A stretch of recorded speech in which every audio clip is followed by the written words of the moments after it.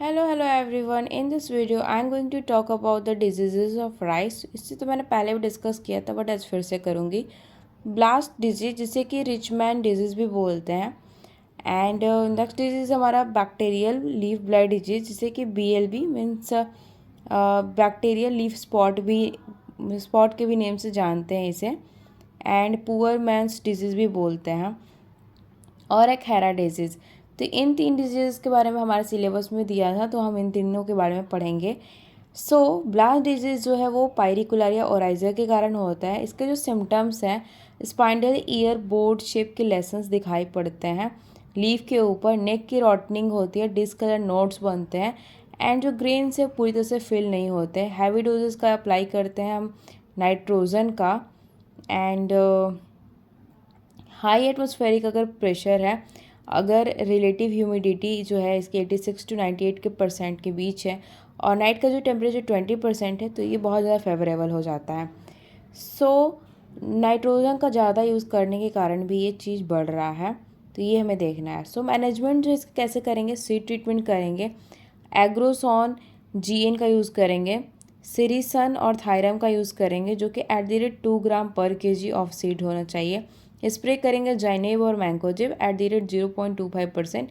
Resistant variety grow करेंगे, तुलसी, रासी, स्वर्णधान, ये सब हम उगा सकते हैं. एंड IR64 भी उगा सकते हैं.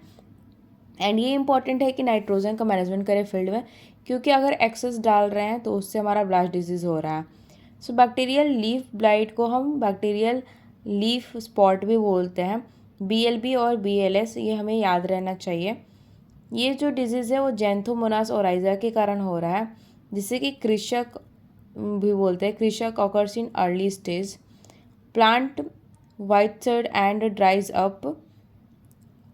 लेटर स्टेज में देखेंगे तो इसमें ब्लाइटनिंग जो है स्टार्ट हो जाती है. जो लीव्स हैं, टिप है जो लीव्स का, वो बेस तक जाता है एंड ये धीरे धीरे येलो होने लगता है. मतलब टिप से स्टार्ट होता है, बेस तक धीरे धीरे येलो होते जाएगा. एंड जो ग्रेन्स है इसमें भी पार्शियली फिल्ड होते हैं. इनमें भी बैक्टीरियल ऊजिंग होती है, अपीयर होती है. एंड ये उसको ऊज टेस्ट करेंगे तो इस प्रॉब्लम का पता चलेगा. एंड ये जो बैक्टीरियल लीफ ब्लाइट जो डिजीज़ है, ये नाइट्रोजन की कमी के कारण हो रहा है. और जहाँ पे ब्लास्ट डिजीज़ जो है नाइट्रोजन की बहुत ज़्यादा वहाँ पर अमाउंट दिया जा रहा है, इसलिए हो रहा है. तो इस चीज़ को हमें याद रखना होगा कि बैक्टीरियल लीफ ब्लास्ट या फिर बैक्टीरियल लीफ स्पॉट जो डिजीज़ है वो नाइट्रोजन की कमी के कारण होता है. तो इसके मैनेजमेंट के लिए हम क्या करेंगे, यूज़ करेंगे जो भी डिजीज़ फ्री सर्टिफाइड सीड है. वाटर ड्रेनेज का टाइम टू टाइम मैनेजमेंट करेंगे. सीड ट्रीटमेंट करेंगे स्ट्रिप्टोसाइक्लिन से 0.15%. एंड सेरिसन से भी इसका हम यूज़ कर सकते हैं, जिसका कि 0.25% लेना है. 3 से 4 बार स्प्रे करेंगे 25 ग्राम एग्रीमाइसिन के, जो कि 100 to 150 ग्राम्स में कॉपर ऑक्सीक्लोराइड भी होगा 500 लीटर वाटर में. एंड हॉट वाटर ट्रीटमेंट करेंगे. रेसिस्टेंट वैरायटी का यूज़ करेंगे जैसे like Ajay, PR10. And nitrogen management करेंगे फील्ड के अंडर. नेक्स्ट हमारी डिजीज़ है खैरा डिजीज़, जो कि जिंक डिफिशियंसी के कारण होती है. इसमें कोई कॉजल एजेंट नहीं होता, इसका रीज़न जो है जिंक डिफिशियंसी है. इसके सिम्टम्स में क्या होता है, ये नर्सरी के टाइम में दिखने लगता है. इसमें क्लोरेटिक या फिर येलोइश जो है, क्लोरोसिस जिसे बोलते हैं, वो येलो पैचेस दिखने लगते हैं लीफ बेस के ऊपर में. एंड जो मिड रीव होते हैं उसके साइड्स पे भी. और जो रूट की ग्रोथ है वो रुक जाती है. यूजुअली जो मेन रूट है वो ब्राउन हो जाता है. खैरा डिजीज़ के मैनेजमेंट के लिए हम 5 kg जिंक सल्फेट का यूज़ करेंगे, 2.5 kg लाइम को यूज़ करेंगे, जो कि 10 डेज़ सोइंग के टाइम पे ही इसे ही करते हैं नर्सरी पे. एंड जिंक सल्फेट जो है उसे 5 kg यूरिया के साथ 2% 1000 लीटर पानी में पर हेक्टेयर पे डालेंगे सोइंग टाइम के टाइम पे.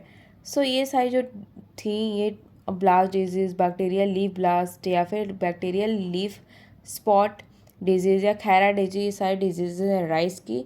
एंड मैंने इसमें सारे सिम्टम्स और मैनेजमेंट बता रखे हैं, तो इस वीडियो को 2-3 बार रिपीट करके देखोगे तुम्हें इस वीडियो में सारे याद हो जाएगा, क्योंकि बहुत सिंपल है. एंड जब इसे ध्यान से अगर 2-4 बार देखोगे तो ही माइंड में आएगा. ये सारी चीज़ें इतनी सारी है ना कि बस बिल्कुल कंफ्यूज हो जाओगे. ये काफ़ी इंपॉर्टेंट है कि हर चीज़ को बिल्कुल आराम से ध्यान से रिवाइज कर करके इसे 2-4 बार पढ़ना पड़ेगा, तब जाके माइंड में आएगा, एक बार में नहीं आएगा. So thanks for watching. Love you all. Bye bye. See you soon in next video. And don't forget to like, subscribe and share.